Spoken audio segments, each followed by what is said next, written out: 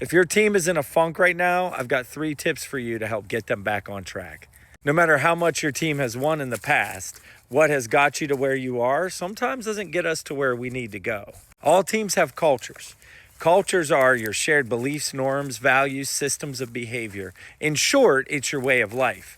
And if we do not determine what our culture is, then when we go through drift, everyone is going to do their own thing. Michael B. Ross and my team and I, we help unlock people's leadership potential. If you like things like this, follow the page and share this with someone who might benefit.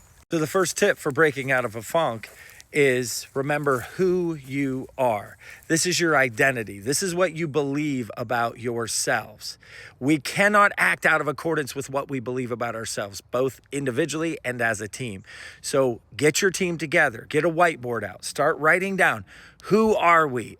Reestablish your identity. Make sure everybody is in that room and we're all locking arms and agreeing to who we believe we are. Second, ask the question, where are we? And this means taking a deep inventory about all of where you are, meaning the roadblocks, the frustrations, the lack of communication, the systems that have broken. Great teams are able to be honest with each other and they're not afraid to step on each other's toes because they know that once we overcome these challenges, we can get back to our winning ways. So have an honest conversation about where you are. Third is establish where you're going to go from here. And my suggestion is you don't try to do a bunch of things at once.